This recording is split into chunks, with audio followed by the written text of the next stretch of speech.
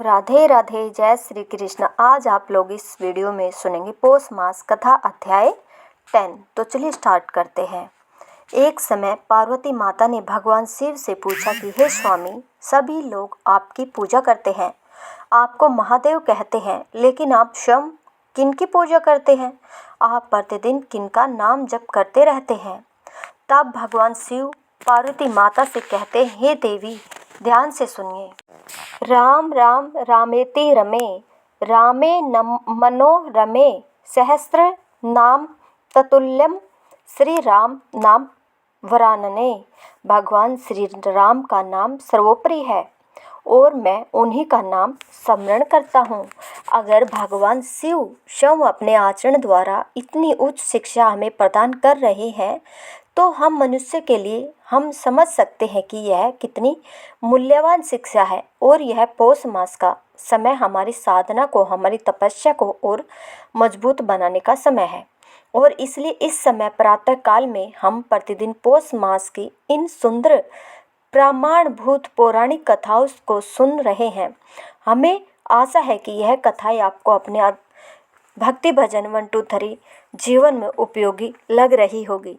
तो चलिए आज की हमारी कथा श्रृंखला को आगे बढ़ाते हैं और सुनते हैं आज की यह पौष मास की पौराणिक व्रत कथा। आइए आज की कथा आरंभ करते हैं। गाय के रूप में आई हुई पृथ्वी ने राजा पृथ्वी को नमस्कार करते हुए कहा, हे महाराज, क्षमा कीजिए, रक्षा कीजिए। हे महाप्रज्ञ, मैं तो धारण करने वाली भूमि हूँ। मेरे ही आधार पर आप सभी लोग टिके हुए हैं। यदि मैं मारी गई तो सातों लोग नष्ट हो जाएंगे। गाय की हत्या में बहुत बड़ा पाप लगता है।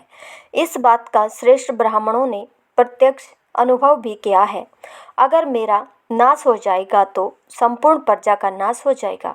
हे राजन, अगर मैं ना रही तो तुम प्रजा को कैसे धारण करोगी? अगर तुम वास्तव में प्रजा का कल्याण करना चाहते हो तो मुझे मारने का विचार छोड़ दो।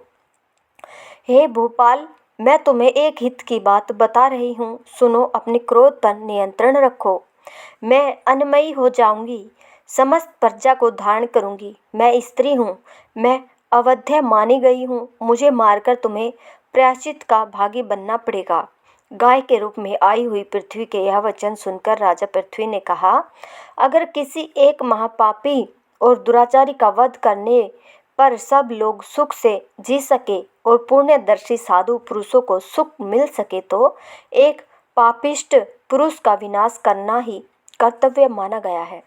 हे वसुंधरे, तुमने भी प्रजा के संपूर्ण स्वार्थों का विनाश कर दिया है। इस समय जितने भी बीज थे उन सबको तुमने पचा लिया है। इस प्रकार बीजों को अपने अंदर हड़प कर तुम स्वयं तो शिथिल हो गई हो, लेकिन प्रजा को मार रही हो। ऐसी दशा में अब तुम कहाँ जाओगी? संसार के हित के लिए मेरा यह कार्य करना उत्तम ही होगा। तुमने मेरी आज्ञा का उल्लंघन किया है, इसलिए इन तीखे बाणों से मारकर मैं तुम्हें मृत्यु के द्वार पहुंचा दूंगा। तुम्हारे न रहने पर मैं त्रिलोकी में रहने वाली पावन प्रजा को अपने ही तेज और धर्म के प्रभाव से धारण कर सकता हूँ, और उसमें कोई संदेह नहीं है। हे वसुंधरे, मेरा शासन धर्म के अनुकूल है, इसलिए इसे मानकर मेरी आज्ञा से तुम प्रजा के जीवन की सदा ही रक्षा करो। अगर इस प्रकार आज ही मेरी आज्ञा मान लो कि मैं प्रसन्न होकर तुम्हारी रक्षा करूंगा। जब राजा पृथ्वी इस प्रकार कह रहे थे तो पृथ्वी देवी गाय के रूप में खड़ी हुई थी। उनका शरीर बाणों से आच्छादित हो रहा था। उन्होंने धर्मात्मा और परम बुद्धिमान राजा पृथ्वी से कहा, हे महाराज, आपकी आज्ञा सत्य और पुण्य से युक्त है, इसलिए प्रजा के लिए मैं उसका विशेष रूप से अवश्य पालन करूंगी। हे राजेंद्र, तुम स्वयं ही कोई उपाय सोचो जिससे तुम्हारे सत्य का पालन हो सके और तुम इन प्रजाओं को भी धारण कर सको। मैं भी जिस प्रकार संपूर्ण प्रजा की वृद्धि कर सकूं, ऐसा कोई उपाय बताओ। मेरे शरीर में तुम्हारे उत्तम बाण धसे हुए हैं, उन्हें निकाल दो और हर ओर से मुझे समतल बना दो, जिससे मेरे अंदर दुग्ध स्थिर रह सके।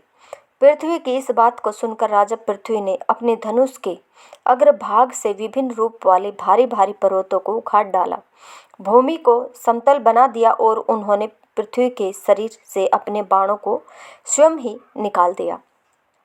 उनके आविर्भाव से पहले केवल प्रजाओं की ही उत्पत्ति हुई थी, कोई सच्चा राजा नहीं हुआ था।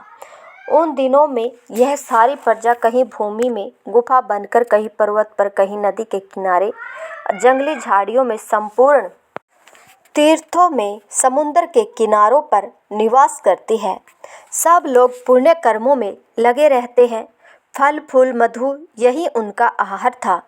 लेकिन वेन कुमार पृथु ने राजा प्रजा के जब इस कष्ट को देखा तो उसे दूर करने के लिए शंभु मनु को बछड़ा बनाया और अपने हाथ को ही दुग्ध पात्र बनाकर पृथ्वी से हर प्रकार के धान्य और गुणकारी अन्नमय दूध का दोहन करने लगे।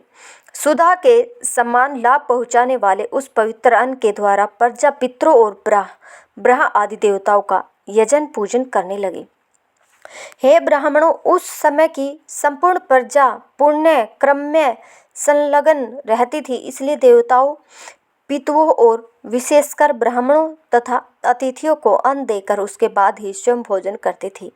उसी अन्न से बाकी के यज्ञों का अनुष्ठान करती और देवेश्वर भगवान श्री विष्णु का यजन और तर्पण करती और उसी अन्न के द्वारा संपूर्ण देवता तृप्त हो जाते थे। उसके बाद भगवान की प्रेरणा से पानी बरसता और उससे पवित्र अन्न आदि फिर से उत्पन्न होते थे।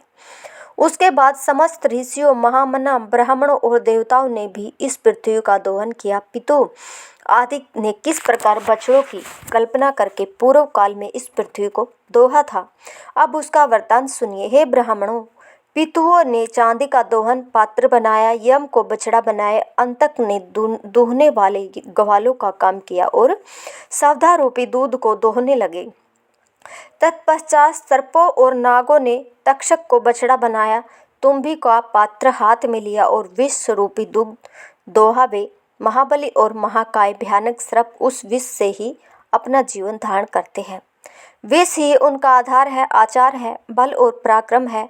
इसी प्रकार समस्त असुरों और दानवों ने भी अन्न के अनुरूप लोहे का पात्र बनाया, संपूर्ण कामनाओं के साधन भूत महामय दूध का दोहन किया और जो उनके समस्त शत्रुओं का विनाश करने वाला है, वही उनका बल और पुरुषार्थ बना और उसी से दानव जीवन धारण करने लगे।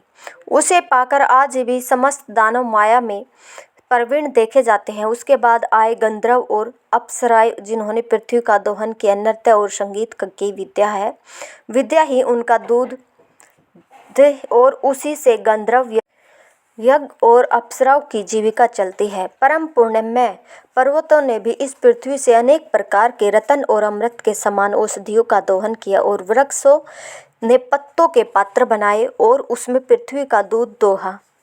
जलने और कटने के बाद भी फिर से अंकुर निकल आना, यही उनका दूध था। उस समय पाकर का पेड़ बछड़ा बना था और साल के पवित्र वृक्ष के दोहने का काम किया था। उसके बाद आए चारण, सिद्ध और विद्याधर, उन सब ने भी पृथ्वी को दोहा और उस समय यह वसुंधरा संपूर्ण अभिलषित पदार्थों को देने वाली कामधेनु बन गई थी। जो लोग जिस जिस वस्तु की इच्छा करते, उन्हें भिन्न भिन्न पात्र और बछड़ों के द्वारा वह वस्तुएं दूध के रूप में प्रदान कर दी गई। वह धरात्री यानी धारण करने वाली और विद्या धरात्री यानी उत्पन्न करने वाली बन गई। यह श्रेष्ठ वसुंधरा है। यह समस्त कामनाओं को पूर्ण करने वाली धेनु है और यह पुण्य से अलंकृत पुण्यदायिनी, परम पावन, पुण्यमयी और हर प्रकार के दयों को अंकुरित करने वाली है। यही महालक्ष्मी और हर प्रकार के कल्याण की जननी है। यही 5 भूतों का प्रकाश और रूप है। यह समुद्र प्रियत पृथ्वी पहले मेदिनी के नाम से प्रसिद्ध थी, फिर अपने आप को वेन कुमार राजा पृथ्वी की पुत्री स्वीकार करने के कारण उनका नाम पृथ्वी पड़ा।